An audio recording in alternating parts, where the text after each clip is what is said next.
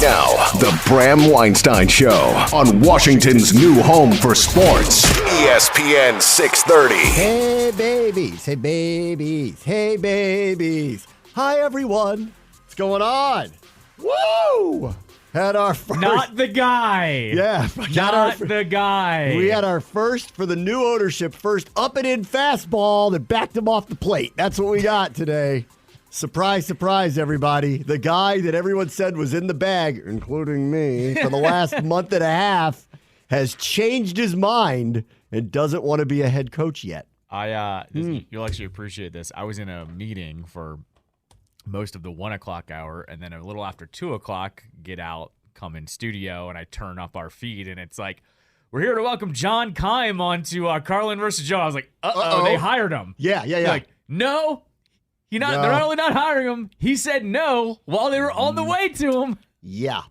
So I got it was funny. I was driving and I got the text galore, which I did the same thing. I went, oh, they must have hired him. And then I was like, have they even had the interview with him yet? Because it was too early to have happened. And then everyone's going, what's your plan B? What's your plan B? Blah, blah, blah. And I go, what? But nobody, everyone just assumed I knew. And I had to go to Twitter and I'm like, oh, man. Yeah. How about that? Mm-hmm. I think it's better that it is. It's better than he went to Seattle, because that's a kick in the crotch. If the guy that we've been talking about is the guy you've been targeting, chooses something else, that's the kick in the crotch. Right. And then you'd have to find out they paid him just an abnormal sum, and then you'd be like, okay, which was like going into it. I'm like, if Tepper dumps the Brinks truck on him, well, we might lose the guy, because who turns that down? Well, as it turns out, he turns everybody down. And what's the reasoning? I don't know yet. Jared Goff is Knuff. I guess. I don't know what the reasoning is. I mean, is it really as simple as, I'm disappointed, I think we can win, I want to come back and run it back? Because we now have two cults in the state of Michigan, the Harbaugh cult, and now we got the Lions cult. They do things their own way, and everybody's in on it. And even if you talk to them how it doesn't make sense to kick field goal, not kick a field goal down by 3 in the fourth quarter on a road NFC Championship game, they push back at you and say, that's not how we do things here. And I'm like, well, then you're dumb. But okay, you do it your way. Right. Do it your way then. Do it your way. It's not logical, but do it your way. And he's going back to this. And you know what? Like last week, when Carolina and Atlanta filled their roles, I went, gig's up now, guys. Obviously, he told them he doesn't want to work for them because he's going to come here, as everyone surmised. Kevin Burkhardt was on the NFC Championship game and said it during the broadcast. Boomer Esiason, who's on the set at CBS, said it on the set. And I believed it, too. I believed that he was the top target. I believed all along that this is the person that they wanted. They did wait this long to get around to it. So I do believe that they really wanted to entice him to come here, but he doesn't want to do it. Was it a demand? I don't know. Was it merely unfinished business? I don't know. Does he feel like he just in his heart of hearts isn't ready to be a head coach at this point? Maybe. Could be all of those things. And until he answers those questions, it doesn't matter. And I will say this, too, and we'll get into all this, but I want to say this part. If you think this team is going to be a failure now because they didn't get a first-time head coach to sign on with them, or it's some kind of quote-unquote disaster, slow down. Yeah, right, exactly. If we had hired Raheem Morris, I would have been pumped about it. If we hire Mike McDonald, I'm going to be pumped about it. I've heard incredible things about this Anthony Weaver guy. If we hire him, I'm open-minded that it's going to be really good.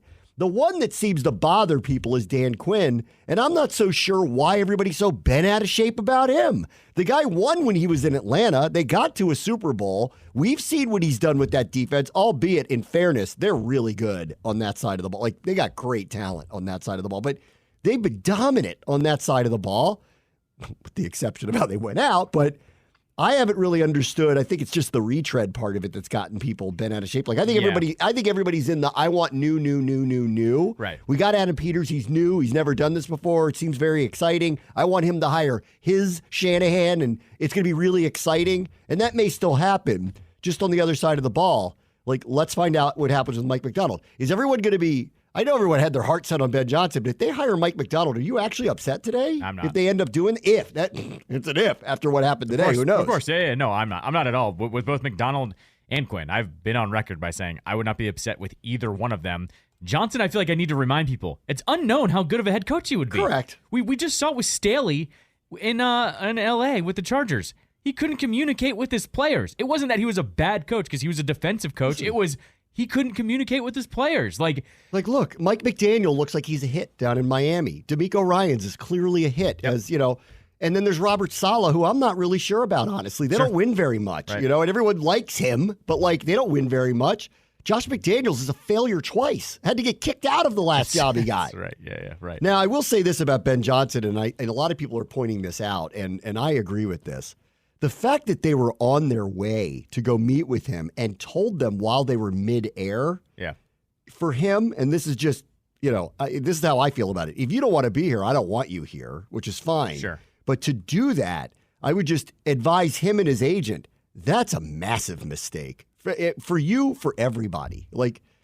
You don't do that. Right. You don't do that. If someone is flying to you to interview you and then you've changed your mind about wanting to have the interview with them, I get all the reasons and everything. And clearly he's like, well, I just can't have an interview with him because I'm not going to take the job. Well, you should have told him that yesterday. To be fair, though, they're not told him that yesterday. They're not just meeting with him. I know, but it's a party foul, a big time party foul. And listen, if some billionaire was flying to me to hire me for some specific job, whether I would take it or not, I would not turn them down that way for a lot of reasons. And when they always say put your best work on film for everybody else, he did not do that today. So honestly, someone who does that, that's a demerit for me. And you know what? If he doesn't want to be here or he doesn't want to be a head coach, well, then I don't want to convince him to be that. He's got to want to do it. So I'm not hurt or oh, this is a disaster. Yeah. Oh, it's a swing and miss. He didn't go anywhere else. Right. If he went somewhere else, I think you can look at the front office and the ownership and go, well, you missed on that one. What happened? But that's not what he did. He strung everybody along, clearly wasn't sure he wanted to do this in the first place, and then made either an emotional decision because they just lost and was maybe surprised in the way it went down or who knows, or he really in his heart of hearts just doesn't want to be a head coach yet or ever. Right. And he just decided that, and it freaked him out when they were literally flying to see him. And I get it, but his agent should have advised him differently. That's not good. He should have said, if you didn't know this at midnight last night, you didn't know this, you couldn't have told. I mean, I agree they're going to go there to meet Aaron Glenn anyway, but then this is just advice to him moving forward. Professionally, that was a really bad thing to do. A really, really, really bad thing to do. If you have this had to do with money, Schefter has an update. Says he has 2 years. Johnson has 2 years remaining on his contract. His deal was not adjusted to stay, per league source, proving that money is not Johnson's biggest motivation. The Lions still could opt to adjust the contract down the line, but it's not the reason that he did return to Detroit today. He ends it with Johnson is loyal. Yeah, okay. You know what? And I believe that. And you know what? I agree with go look at what their roster is right now. Mm-hmm. And there's not going to be many changes for them because they're not in a cap situation. They can actually still continue to improve. Now, that may change if they give Goff a bigger contract, which sounds like they're going to do, and then put him in this $45 million a year range, which is probably what's going to happen. So that always alters things. But they're in a really good spot cap-wise. They don't have to make a lot of changes. They clearly have a really good roster of players. They've gone pretty far. I'll buy into let's run it back. And I would say this, too, not that he's thinking this way clearly at all, but the reality is, if things go a little weird with Dan Campbell and the record's a little weird and the message starts going the wrong way, or they start losing a lot of games because he takes calculated risks that go bust on him all the time, and then, everyone's tenor on him will change to he was the right guy at the right time who changed the culture, right? Right.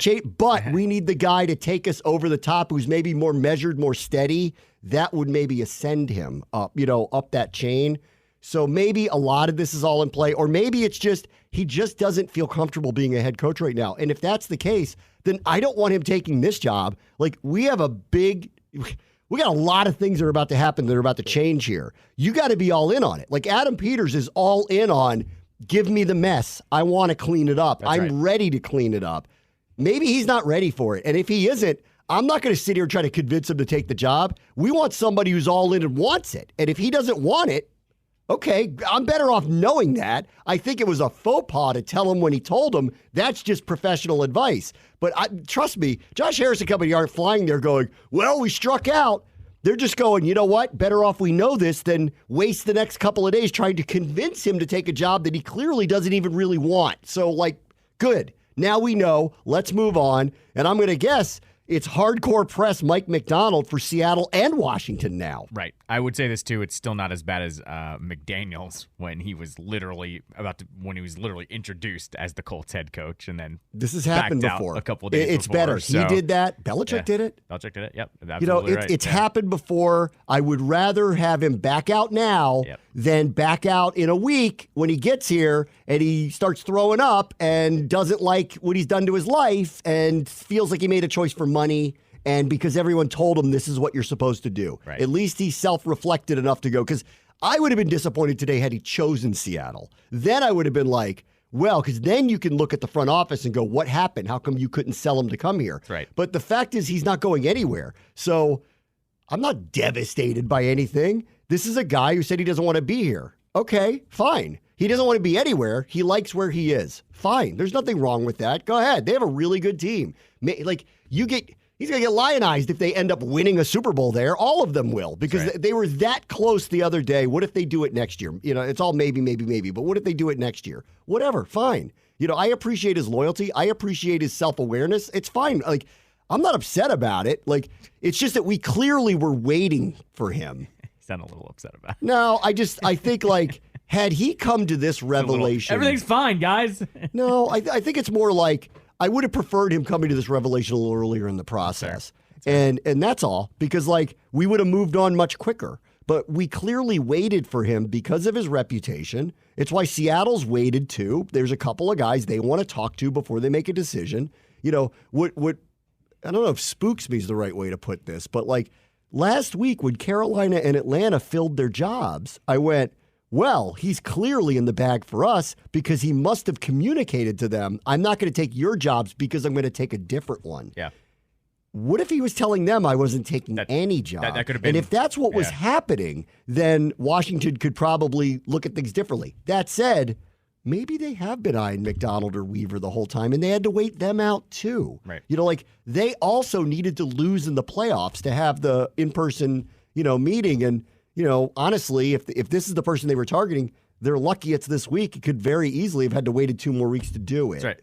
Right. The other one I would just say I know has been a lot of smoke on Glenn, and it doesn't seem like he's the sexy pick in any of all of this, but I don't know. I feel like I need to remind people. There was a former player, D'Amico Ryans, that was hired. That was a defensive head coach that got hired by the Texans last year, and it was a grand slam dunk, whatever you want to call it. I'm just saying. He'd be in Coach of the Year. He should be in Coach of the Year conversation. And all I'm saying is, I think there's a lot of candidates for it, but he should be in it. Right. So I'm just saying here, I think everyone needs to keep an open mind here that no one thought D'Amico Ryans was going to be. I wouldn't say no one thought he was going to be amazing. I think everyone looked at it and went, first time head coach and he's defensive. No, you know what though? There was this. He played there. Sure. Yeah. Great reputation. Came from where he came from. They gave him the deal. Everyone called it a home run, but no one thought it would happen this fast. Mm-hmm. They're rookie quarterback, very young roster, hadn't won jack. They didn't have that quarterback either, though. No. They had to make that move. Right, but also they hadn't won jack in 4 or 5 years. It had been bad there for a while. So I think everyone had these expectations. I said this as the season was going along when they lost a couple games late, and I'm like, if they end up 9-8 or 10-7 this year, how could you not give him a standing ovation for doing that, with what he did in year one? But I remember last year, everyone was going, that's the right choice for them. Right. This one, I think that's where this one is. Everyone earmarked this to go with Peters because it just felt too right, too perfect. And considering they have the number 2 overall pick, which is, Ben, you can have any quarterback you want not named Caleb Williams. And it's possible if Chicago's open to having the conversation, we might get him too. I don't know. I can't guarantee you that, but we can look into that. And I'm a little surprised. He said no to it, to be honest. I am, but I don't know him. None of us know him. This thing dragged along. Everyone kept saying to me, and I reiterated this over and over, I thought they were just trying to couch it. But they kept saying over and over, this isn't a slam dunk. And they would admit, they're we looked for Peters. We wanted him. He clearly wanted us. Good. It all came together. But on the Johnson one, they kept saying over and over, to me personally, they were like, it's not a slam dunk. Don't think of it that way. We are very open-minded in this search. And I was a little, yeah. You're like, he's still your top candidate. They never insinuated he wasn't someone they were extremely interested in. They were just trying to separate it from Peters and say, that's not what's been going on. And people from his camp, and I don't talk to people from his camp, but people from his camp were telling reporters, do not call this a package deal. They were saying that to them. Right. So, like, this was all kind of there, but in the end, I don't know why he goes through the process that he did to this point. And I don't know. I guess the only thing I wish he would have done is pulled his name out sooner, because then nobody would have waited for him. And we may still be here anyway, because the Commanders brass might have been eyeing the Ravens staff anyway and would have had to wait this long anyway. But here we are. And the only person, in my opinion, that I think was somebody on their radar that if you want to say they missed out on is Raheem Morris. Sure. I think he seriously would have been considered for this job had we known what we known a little bit sooner, and Atlanta hired him, and good for him. He got a really good job. Everyone else that's been hired, Dave Canales, I don't believe we were completely interested in him. Bobby Slowick's still available if that's the direction you want to go, which is a similar direction. If that's the direction you want to go, who else was hired? We never talked to Brian Callahan, so for whatever reason, Antonio Pierce was never going to be our head coach. We were not in the Jim Harbaugh waters. We were never doing anything like that. Gerard Mayo just ascended up, so we were never really talking to him. So we haven't really missed on anything here. It's not like they struck out. It's the guy that they liked and really wanted to have a very serious conversation with got cold feet. That's all. He got cold feet. What are you going to do? Like, you can't make him want the job. No, and I was going to say this too. Like, he did, maybe he did want to be a head coach, and then after the game, he really, truly decided, I do want to run it back here. Like, that happens. Guys do that. Like, I don't know. It's a franchise that has never won before, and he was starting to feel that. I mean, I'm just saying, very well could be he got, not cold feet, but, more lovey-dovey with Detroit. I mean, or he just doesn't want to do it, or he's not ready for it, or he's telling himself, I'm not ready for it. I don't want to do it. And that's okay. You're turning down a lot of money. You're turning down opportunity that doesn't always come. And, my professional advice is don't do it that way ever again, because there are going to be people that are not going to be very forgiving about that. Like, you do things like that, all of a sudden and I know these, extraordinarily wealthy people. And this is why I said, like, with the Soto stuff, I said, it is offensive to turn down $450 million from somebody who's that wealthy. Like, they get offended by things like that. Calling them midair on the way to fly to see you. Okay. This is Magic Johnson, Bob Myers, Rick Spielman, Josh Harris. These are very accomplished, very wealthy, very power brokery people. And you just did that to them midair. Like, they'll move on and they'll go get their guy. And I'm sure they're not sitting there crying on the plane about what happened here. Like, they didn't get left at the altar. But I will tell you, like, when you do that to people with that kind of power, it's offensive. So that's just professional advice to him. I would never do anything like that ever again, because I can tell you this much, like, the Commanders will never look at him again after that. Yeah, for sure. I wouldn't. I would be like, you know what? Like, hey, have a nice life, have a nice career. Hope we beat you when we play you. I assume you will be a head coach sometime. Hope it's not in our division, or if it is, we're going to try to beat you bad. And you're dead to me. It would be you're dead to me. This is the Mr. Wonderful Shark Tank. You're dead to me. You don't want my offer? You're dead to me. I do think I'm flying to you. You called me, told me to turn the plane around. You're dead to me. It's a Mr. Wonderful move. I do think there's a world where you have a time machine and you get to go back and tell yourself something that's happening in the future. And just the sentence of, you guys are going to be looking for a head coach in the year 2024. He's going to be the offensive coordinator for the Lions. And you're going to get to meet with him, and he's going to turn you guys down to try to win try to win a Super Bowl with the Detroit Lions instead of being the head coach of the Washington Commanders. It is interesting. Like, Atlanta and Carolina didn't wait out the weekend, right? They didn't wait out the weekend. Right. Why didn't they wait out the weekend?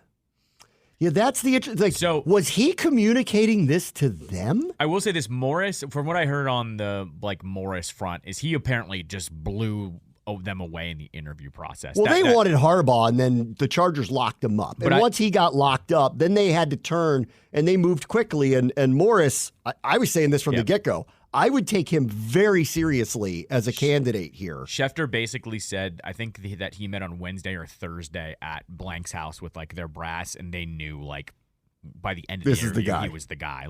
So I'm actually taking that more now than I did at the time. That basically he blew it away in the interview process, and that's how he got the Falcons gig. I think they were saying we're not going to wait because we really want this guy now. I mean, I'm not disappointed, but I also don't know what I don't know about him. And if he doesn't want the job, I'm not going to make him want it. Yeah, of course. Yeah. I'd rather him not take it. Right. At that point, don't do me any favors, buddy. You either want the prestige of being the head coach here and the money that goes along with it, or you don't. That's right. I can't make you want it. I wish you would have done it a little differently. And maybe telling me, I don't know, yesterday might have been a little better for all of us here. Doesn't mean they wouldn't have gone to see Aaron Glenn anyway, but still, it's a little much. And I don't know what Campbell's selling you on up there, but he's got the cult going in Detroit and wants you to stick around. So yeah, the heart wants what the heart wants. So go ahead, stick around and give it another shot with them. Good luck to you. You're not going to be our head coach. Our job will not be open for you again. Maybe others will talk to you. But I tell you what, if you string them along again, you're going to find yourself in a place where people don't trust you and won't interview you. Yeah, the best joke I saw was he didn't want to be on the Eminem diss track on the way out. No. I thought that was a good one. He didn't want to do that. I don't think he's had a diss track in 10 years. Does Wale do diss tracks? Because I wonder now. Does anyone here do diss tracks? Will anybody doing diss tracks around here? Boy, Corday might. The young kid, he might. Maybe we'll ask him.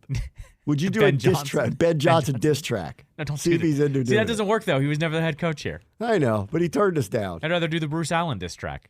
That's a good one, too. I'm still more sour about that we than I would could do ever an be. album of diss tracks if you really want to. We got the Bruce track. RG3 diss track. Bruce track, Dan track. Jay Gruden diss track. Jay Gruden one. RG3 diss track. Vinny. Oh, that's the banger. The Vinny diss track. That one better reach that one's got to reach a 12. That's going to be amazing. The Vinny diss track. Dan diss track. The yacht diss track. Oh, that's a different animal. Congress diss track. I think Jason Wright might get on that list.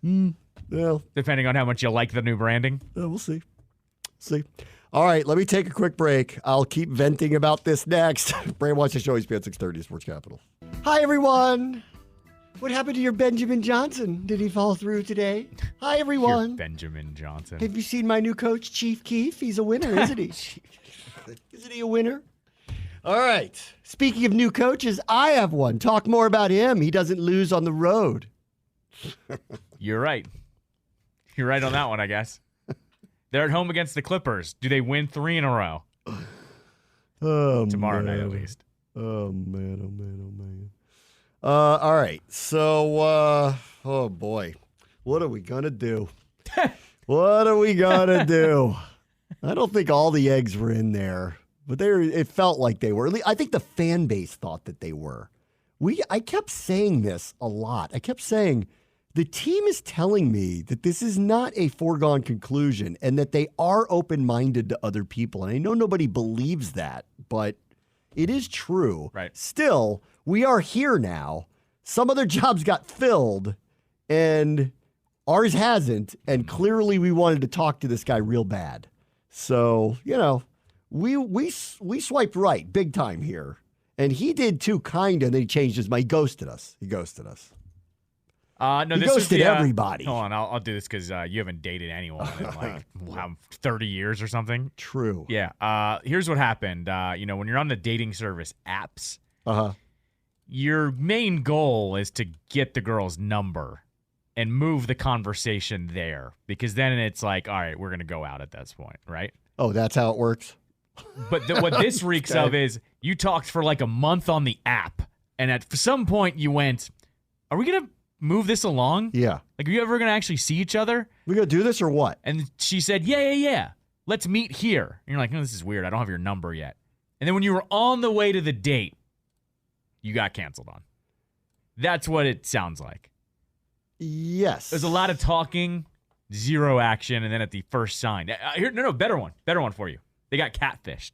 A lot of talking, long time. On the way, I'm sorry, I can't go. What do you mean you can't go? We've been talking for 2 months. Yeah.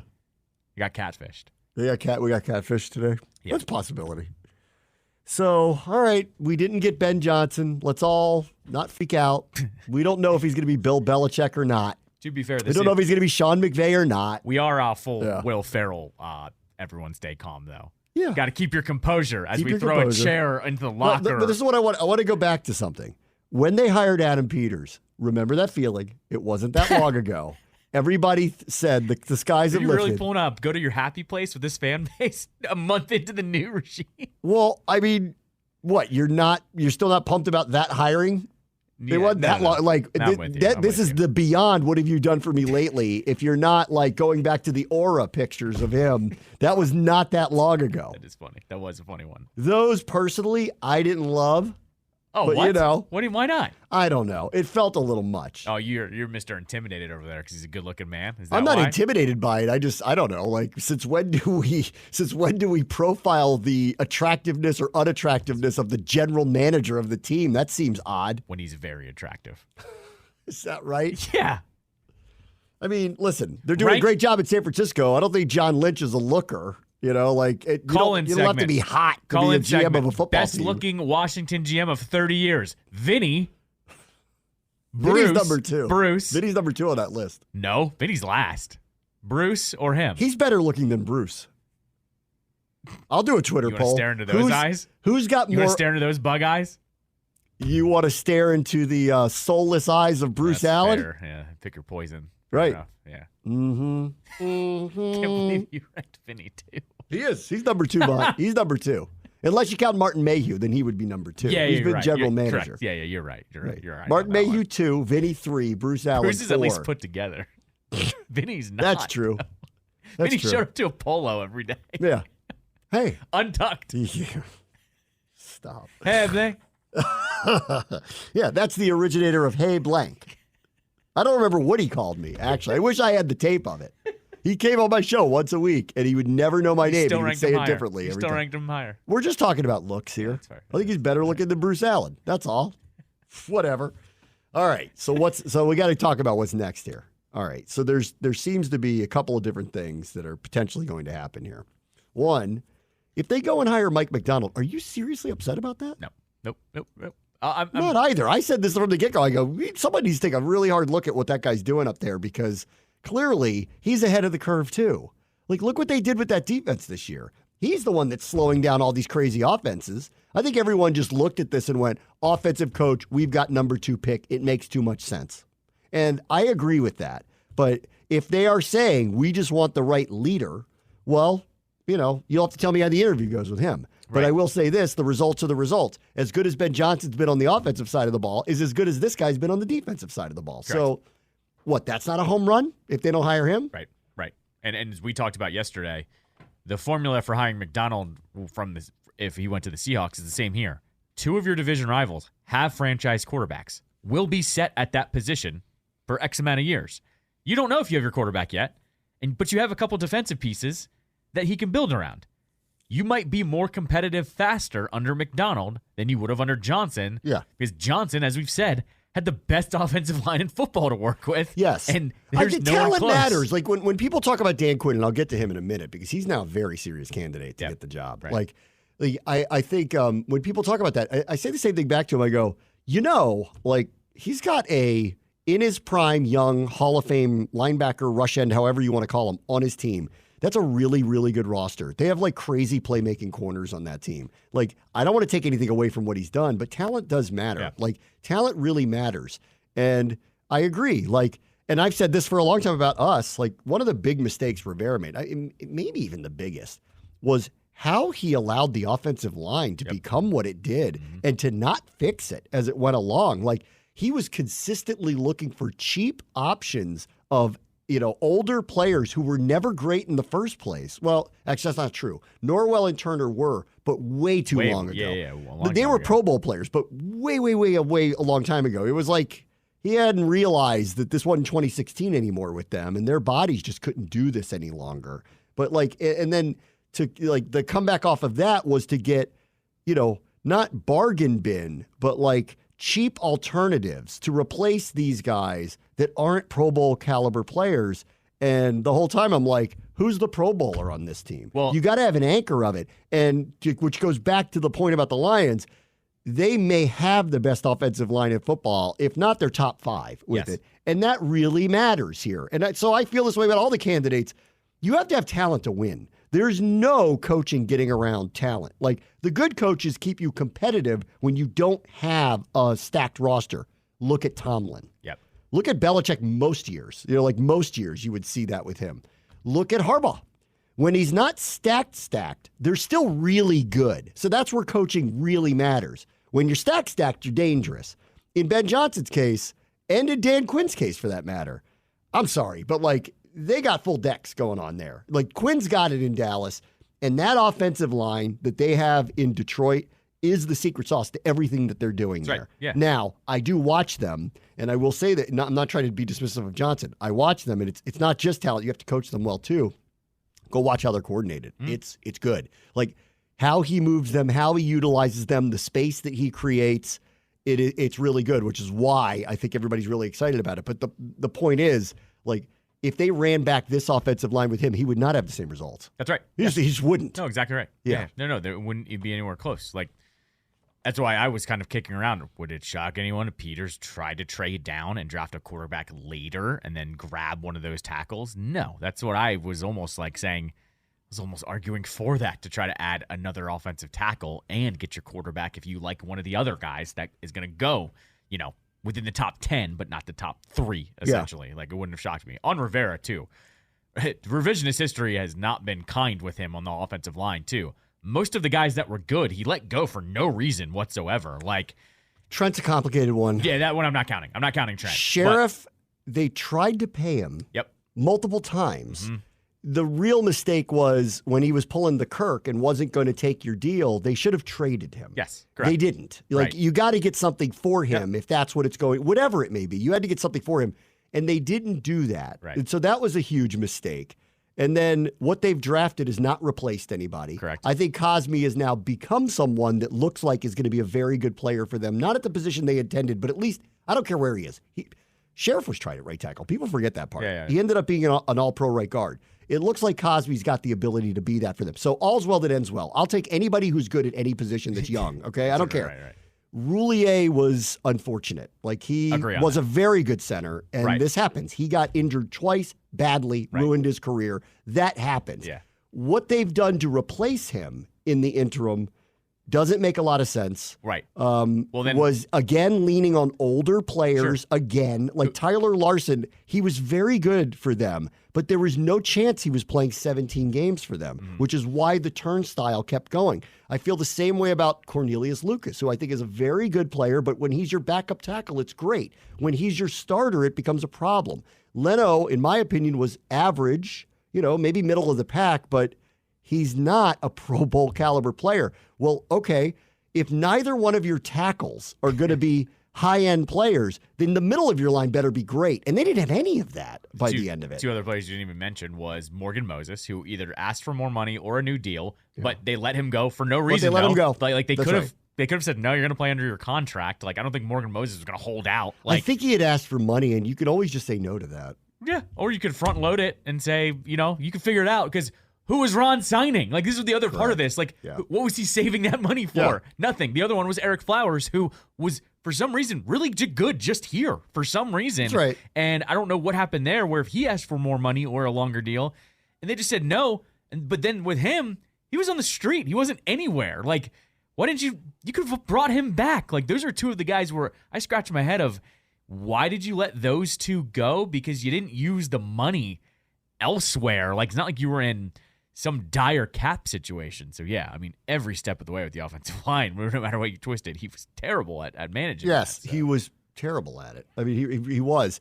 And so, but it goes back to the point of, you do have to have talent to win. I don't care how good a coach you are. Sure. That said, having watched them on film, we played them last year, and having watched a lot of them this year, I do appreciate how coordinated they are. And so I thought he was a great candidate. His reputation is what it was, but clearly in the end, in the pit of his stomach, he just didn't want to be a head coach, because I'd feel differently today had he taken the Seahawks job. I would have been like, whoa, like, how did that happen? Like, that's where you couldn't convince him to come here. And then that starts the indictment of the people trying to convince somebody to come here and be part of this. But that's not what he did. He just said, I want to stay. Right. So what am I supposed to say about that? Like, he chose his own life path. Like, what, am I supposed to be mad about it? Okay, so where do we go to next? I think the choices are very clear. I'm guessing that Seattle and Washington are going to both make a run at Mike Macdonald now. Right. And I don't know whether he wants to stay or he wants to go. I guess we'll find out. But like, he's in a very interesting position now because the guy that everyone thought Washington was going to sign isn't on the board anymore. So let's see what happens with that. Or there is the other one, which is Dan Quinn. And I got to tell you, the reaction just to him being a high-profile candidate, I think around here has been irrational. Like, he has a really good reputation. Like, I think if Washington hired Raheem Morris, I don't think the reaction would have been the same that it's been to Dan Quinn. And Raheem Morris will be second go-around as a head coach. Right. His unit this year didn't post the numbers Dallas did, but his unit also doesn't have the amount of studs that Dallas has. I don't know if it's... What is it about him that seems to... I don't know. I don't really understand it. Why everybody has been so against him. Because when his name keeps popping up and how serious it may be that they would bring him in as the head coach, everything I see on social media is not particularly positive about it. And I think part of it was that everyone had their heart set on somebody else. But now that they're not going to get him, I'm still trying to figure out, what is the demerit on Quinn that people see that don't think he could be a good head coach again? I'm not really totally sure what it is. I think it's actually probably not him. It's more about that he's a defensive head coach and that he's a little bit older. And it feels like we're running it back with the same situation, different guy. I think that's where it is. I don't think it's Quinn personally, because I've said this before.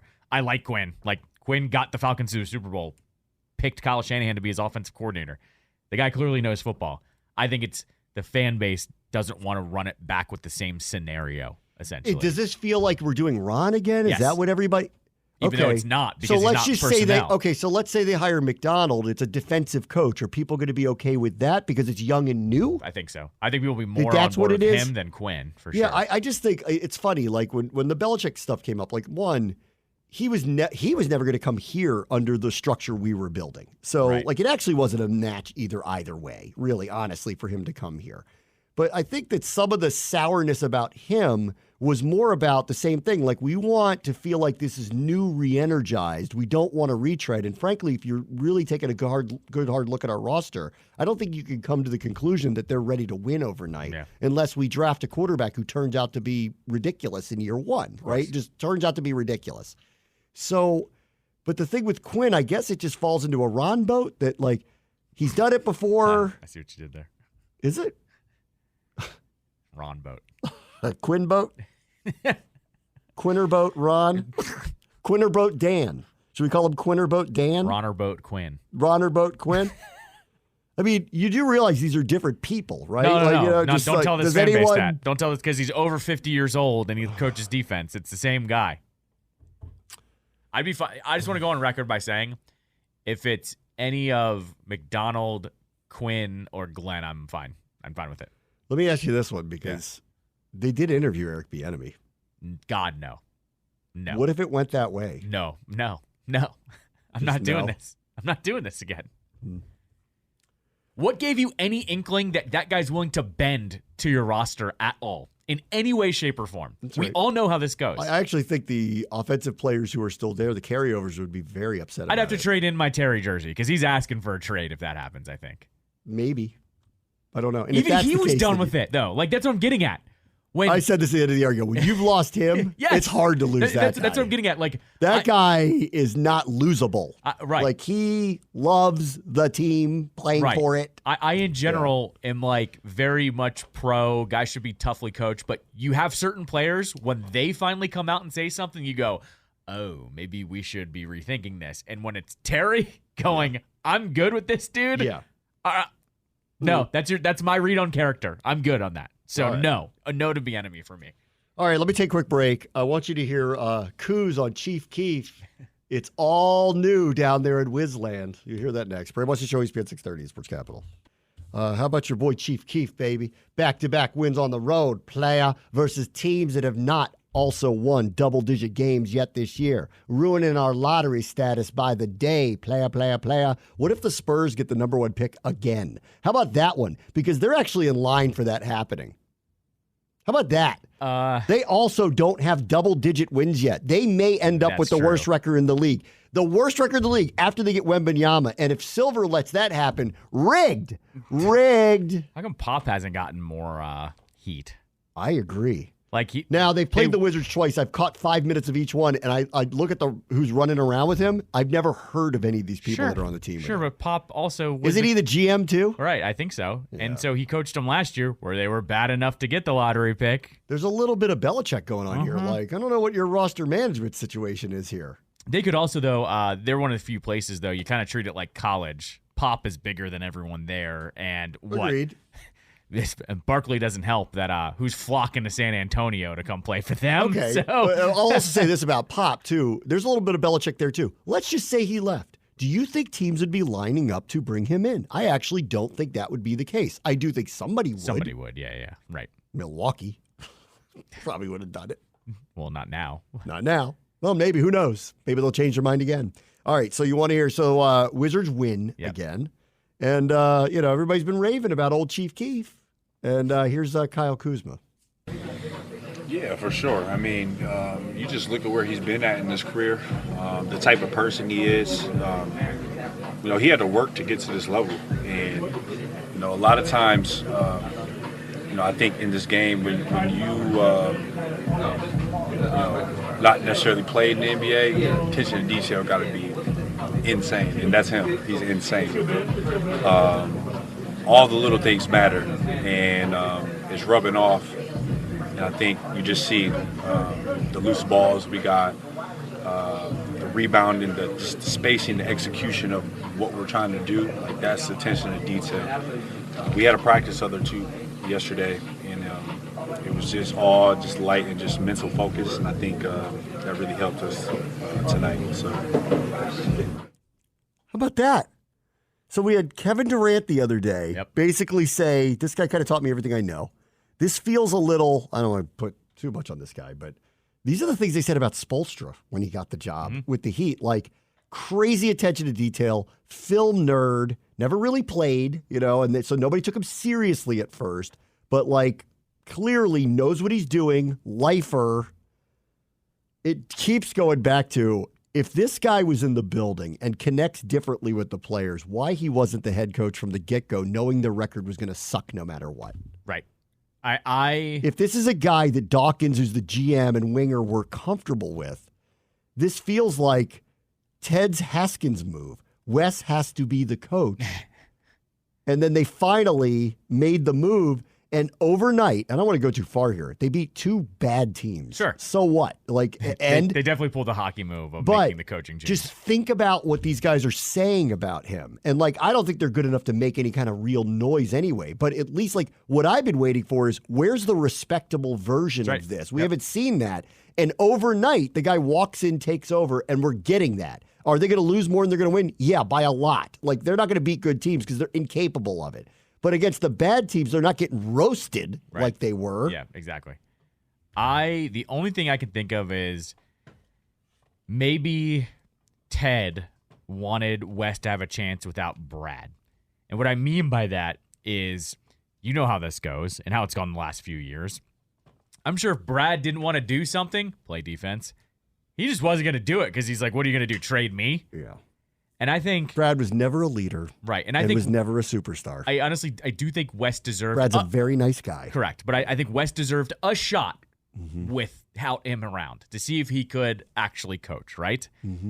But what happens is, and you know how this goes in pro sports, when things have been away for a couple years, players aren't going to just change their way because one player's gone. I think what happened here is West started to get tuned out. And that was obvious. And it was they were getting boat raced. And it was getting constantly. It was getting tuned out. Before this year, obviously, you weren't going to get them to tune back in. But because this is one thing that Ted loves, he is loyal to the people that are, close to the organization. He gave them the deal, knowing full well it might not work out. And they brought in this guy, and Winger and co. are like, we have to elevate this guy because we need to get a look at him right now, or we're going to lose him next year too. So I think it all came down to they wanted to give Wes a shot, and didn't work out. Not like it counts against their salary cap or whatever, and he's still going to be in the front office anyways. So Ted will give you a soft landing. That's right. Right. Yeah, Exactly. I said it the second they hired him. I go, when you hire a guy with that last name, Yep. it's going to be very hard to fire him. Mhm. That's right. If you ever have to. Hopefully Right. you won't. Clearly you do. Yes. And like, so I don't, I don't want to sit here and pretend like this guy's the answer at coach for them. But the things I'm hearing them say, it sounds very Spoelstra to me. Yep. Like, this guy is crazy attention to detail, clearly gets through to these guys, and they're far more competitive. They've won 2 road games against teams that won't make the playoffs and are bad. So let's not get too far ahead of ourselves. But it does make you wonder, what would their record be right now if this guy was coaching from the beginning of the season? Right. Would it be respectable looking and not ghastly like it is? Right. Would that have shown a sign of, see, things are going to turn. You got to give us our process and let us get our players? Because even throughout, like, the roster's weird. And, like, but if you look at it for real, do you go, is that really a team that is the worst team in the NBA? Right. A team that loses by 30 regularly? Like, Kuzma's not a guy who could be on a championship roster. Poole's not a guy who could be on a championship roster. The reality is they already have been. Yeah. So how are they, like, not just record bad, but, like, embarrassingly bad? And, they finally, I guess they got Ted to see the light on Wes. They made the change, and this guy overnight's been able to kind of get through to him in a year where it's already lost. It's not going to get much better, and probably next year isn't going to get much better than that.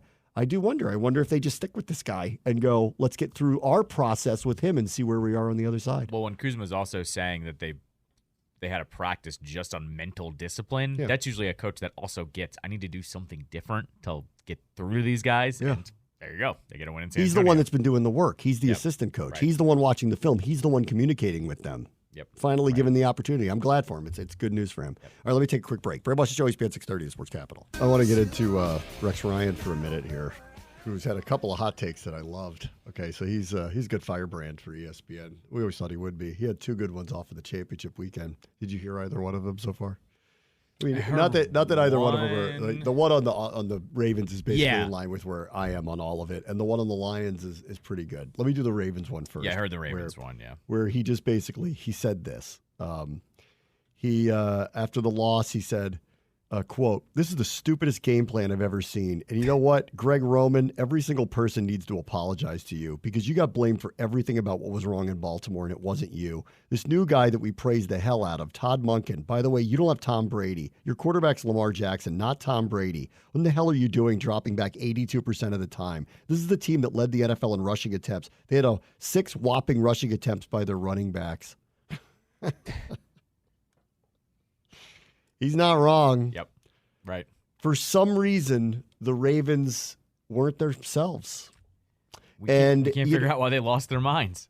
It feels it's odd because you think with a Harbaugh team you wouldn't get that. Right. That, like, if you beat them, you beat them, but you're going to beat them being them. Right. Who's got it better than us? Nobody.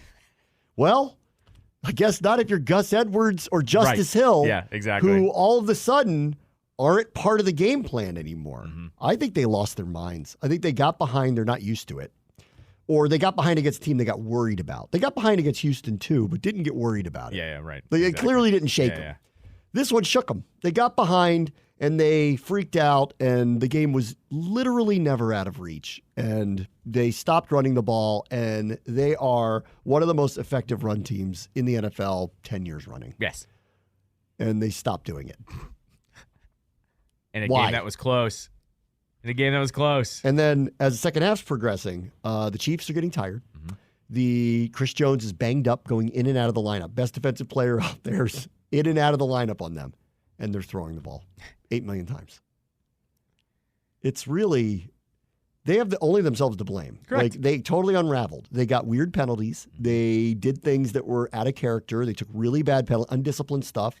And then their offensive game plan, it could not possibly have been intended to be that way. But Right. that's how it ended up. And this felt a little Bieniemy to me. Like, I was watching this going, we kept telling you every week that you're throwing the ball too much. And it felt more like he was like going to look up at the press box and be like, I don't care what you think. Yeah, right. Was kind of the exactly. attitude about Yeah, it. Right. This one was, are we in the same building with you? Because you don't seem to be watching the same game we are. And Yeah. there's nothing worse than when the offensive coordinator's on his own world and has lost sight on what's going on. And I'm actually somewhat surprised that Harbaugh didn't step in and go run the ball more. That's what I don't understand. Run the ball more, dude. That's what I don't understand at all. Like, I feel like Harbaugh almost kind of let the game happen. Was He like, let oh, this happen. He's like going, oh, this isn't working. Like, their defense is really good right now, but wasn't realizing it's like you're not running the ball. You're not running the ball. You're not losing the way that you've been winning all year. There's so much here. Like, this felt like a hockey game to me. It felt like a team that's been there a million times. That's a warranted opponent. They respect them. Sure. But they're going to go, if you're going to go through us, you got to go through us. Like, don't think that just because everyone says that we're not the same team and all that we're just going to give up. And they're the ones that came out and punched them in the mouth. Right. They came out and scored really fast. They were very physical with them. Kelsey was picking fights. He was full on Garnet Hathaway, like full on Marchand, like just nitpicking them, picking fights, baiting them into things. And those guys acted like they hadn't been there before. And it was just enough mistakes, just enough to beat them. And one of them was you stopped being you. That's right. Yep. On one side of the ball, you stopped being you. And on the other side of the ball, you got baited into all sorts of weird penalties and weird moments and letting drives get extended. And even through all of that, you lost 17-10. So you got no one to blame but yourself. Correct. You weren't beaten by Pat Mahomes. They didn't score in the second half. That's right. You held them scoreless in the second half, and you still lost to them. That's on you. Not only that, you matched touchdowns to start the game, and that was it. Like, they scored 10 more points after that. There's no excuse there. Like, it's not like the defense fell apart and you felt like you had to make up for it. You didn't. Not didn't. in the entire time. You didn't have agree. to do it at all. You didn't. Yeah. I mean, I'm with Rex Ryan on this. Like, it was a really, I wouldn't even say it's a game plan. There's no way that was their game plan. I think that that's what they turned into, and they got away from their game plan. You're telling me all week, you're like, we're going to shock them. We're going to throw the ball 50 times and run it 8. Really? Right. Yep. I think the players would have been like, are you serious? Like, no, of course not. This is a classic, you acted like you've never been there before, which is, that's the most surprising part of the whole thing, because Harbaugh and the Ravens have been there many times. The stage shouldn't have been too big for them. They haven't been there in the last couple of years, but it shouldn't have been too big for them, and they definitely acted like it. And the Chiefs basically punked them. That's what I'm They're saying. like, you're just not on our level. We're going to make you play in a way that you're uncomfortable with because you don't know how to handle us. That's what I'm saying. They got complacent. I think the whole entire week that they had a home game, first time since 71. What was it? They had Ed Reed and Ray Lewis and Michael Phelps. I think they got complacent. I think they got distracted by the pomp and circumstance of being the home game. Meanwhile, the Chiefs, funny enough, though, Chiefs now have been on the road for the last 2. I think the Chiefs embraced it in both cases. I think the Chiefs loved being the true underdog. Loved it because they were actually, I think, a for real for the first time underdog. Plenty of people. It was 50-50 for the Bills game, I think. Yeah. Well, I think plenty of people through the years have doubted they would do it again, but they were often favorites. They were always at home, and nobody felt like this is the one where they definitely go down. Yeah, right. This was the first time. They're on the road. They're playing the 1 seed. Everybody, myself included, I did not see a path to them scoring enough to win. Well, I did if the other team's going to run the ball 6 times. Yeah, that's right. Yeah. And that's the part you can't ever prognosticate, is that the coaching staff of the other team will collectively lose its mind and forget where they are for a few hours. And then they realize when it's over that they just had their money stolen. That's right. Their Exactly. sweatpants money got stolen. And Pat Mahomes spent it on Doritos. That's a way inside joke right there. He spent his sweatpants money on Doritos. And is sweatpants money that's kept in sweatpants, or money allotted to buy sweatpants? And how come your sweatpants only cost $3? Right.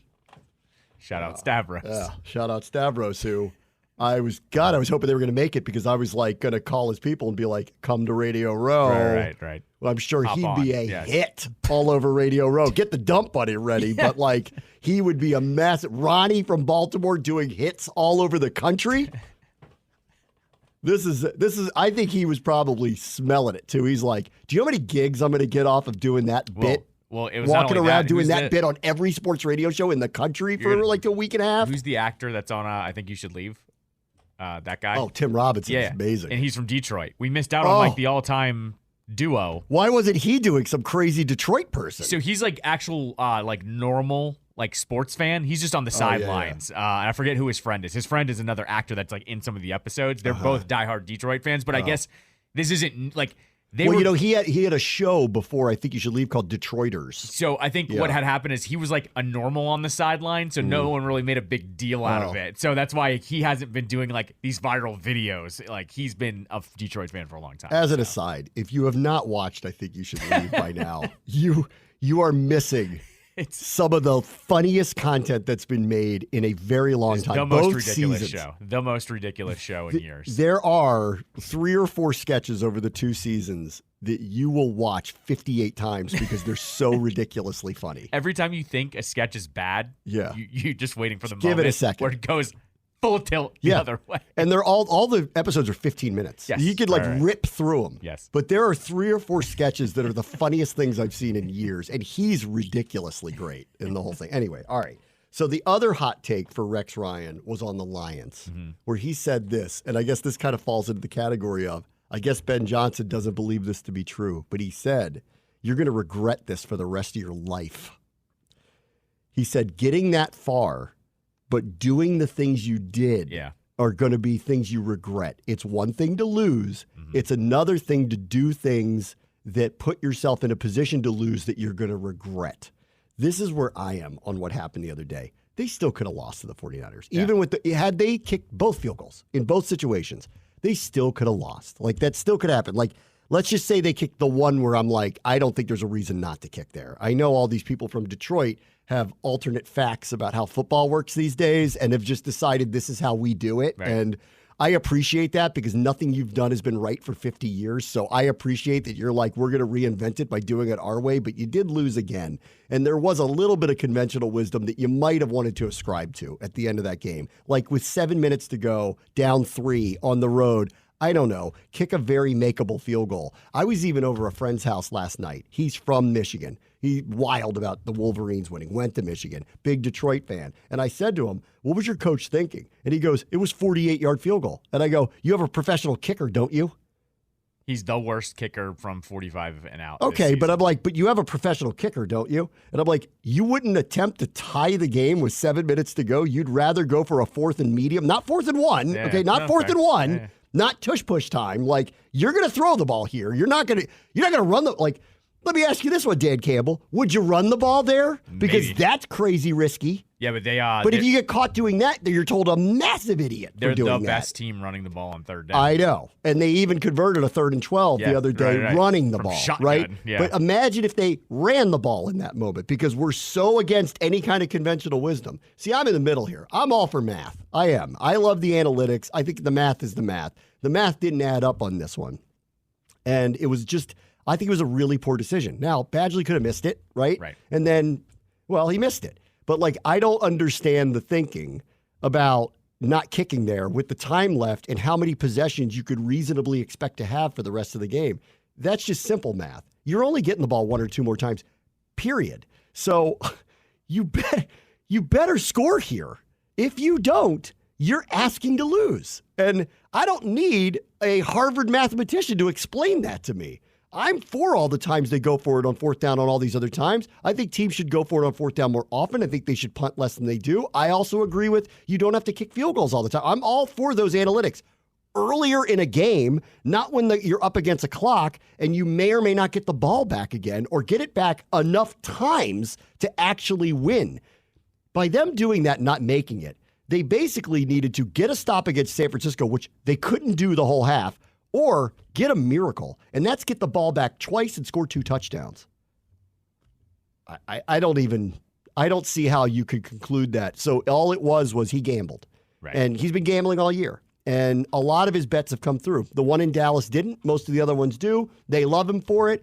I think they're playing fast and loose. The whole fan base is playing fast and loose because they haven't won jack nothing in forever, and this is fun.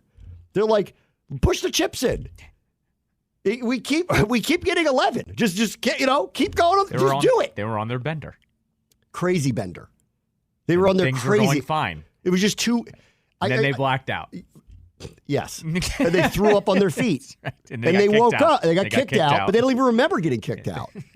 And it still was the best night of their life. That's my point. Like, when I was talking to this guy yesterday, he was acting like they didn't do anything wrong. And I'm like, have you watched football your whole life? And he goes, have you watched the Lions? They loved it. They were on this ride. It's drugs. That's why. It was drugs. They've never been on drugs like this before. This is what football does when you win. What do you think is going to happen here? Like, if we start winning again like that, where we're like, all of a sudden, we're the hot thing. Believe when I see it, but sure. Everybody's going to, well, they're doing it. If they're doing it, anybody can do it. Come on. Their offensive They're coordinator. the all-time lovable losers. Like, you can count on them losing. For generations, you can count on them losing. Here they are winning big. And they went crazy. And I agree with Rex Ryan here. When it all comes down to it, the reality was they still could have won the game. And they chose to do something that they're going to, when they really sit back and think about it, they're going to regret. One day, someone who is not on the drugs anymore goes, why did we not kick a field goal there? Right.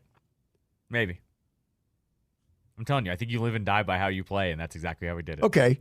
Buffalo missed a field goal the week before. Yeah. Right? Right. Okay, so they missed the field goal. It wasn't the wrong decision to kick it. Sure. No one thought it was. No one the day after said, I told you they should have gone for 4th and 8. Right. Against Kansas City, the team that's won the Super Bowl multiple times. No one said that. Nobody was that crazy to say that. Their kicker's better at kicking them from that distance. But their kicker, and only my family can vouch for me on this, I was the one yelling, they better keep getting closer because this guy's been shaky like the last couple of weeks, and I wouldn't trust him because there are elements up there. There's actually wind and cold and the whole thing. So, there's elements up there, and those people are going to lose their cookies. Even they, though, didn't the next day go, we should have gone full Dan Campbell and gone for it. No, it was the other 4th down. It was the fake punt. That was the Well, that was decision. stupid, too. Yeah, right. But everyone agrees that was dumb. Dan Campbell did that earlier in the playoffs, didn't he? Or was it against Dallas? No. It was against Dallas, right? He did that. A fake punt. Remember, he did that early in the game against Dallas. Yes. Yeah, right. But at least that's regular season. You can mess around. You can't do it in the World Series of Poker. You could do it in the satellite. You can't go all in every time. You will go bust. That's what happened. And they threw up on their shoes, and it's still the best night of their life. That's right. Because they've never been this far. Yes, that's right. That's all it is. Well, they have, but they haven't won. They went to They haven't been there since 33 years ago. That's a lifetime. That would be for you. Yes, correct. You don't remember 91. That's right. Correct. So when this happens for you, you're going to be like, you're going to have a 40 screaming, just go for everything. That's right. And you can't stop us. And I'll be, by the way, I'll be 40 by the time that happens. So there'll be a whole 5 generations below me doing the same thing. Listen, I am all for that take, though.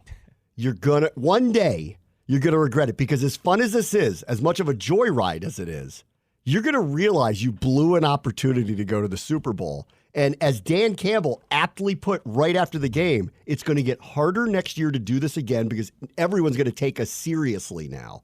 No one's not, last year they pulled everything's going to go through us. I'll believe it when I see it, right? Well, now they did it. So they're going to be taken way more seriously next year. They will have to make changes like anybody, and it is going to be a lot harder. And he is right about that part, which is why you don't take for granted to do crazy stuff when the opportunity is in front of you. Todd Monken lost his mind. That's why Baltimore is not in the Super Bowl. And I think he lost his mind, but at least with him, he's lost his mind the whole time. And the whole fan base has been like, we've all lost our marbles. Whatever you do is great. I think we should have the Lose Their Mind Bowl next week between them. Monken v. Dan Campbell. Yeah. They never punt. Yep. And Monken never runs the ball. Never runs the ball. Yeah. Never runs it. I'd watch that game. So did I. Why does it forget the Pro Bowl? Put on the Loser Bowl. The teams that didn't make the Super Bowl play the next week, and you get an opportunity to go, see, if things were just different, we would have won it all. You wouldn't watch that? They'd get 50 million people watching Lions-Ravens in a second. They would. Cash prize for the players. Yes, that's the only way. Cash prize. That's the only way you're getting big them to play. Cash prize. Big cash prize. Yeah. 2, If you win it, you jump up above all of the other playoff teams in draft order. Sure. Yeah. That way, So that way, like, sure. Who's the first team eliminated? The Steelers, I guess. It would be the Steelers and. Well, you would, yeah. It's 14 teams are in. Yeah. So it's you pick number 18. 15. 18. 32. Oh, yeah, sorry. Yeah. You get pick 18 if you win.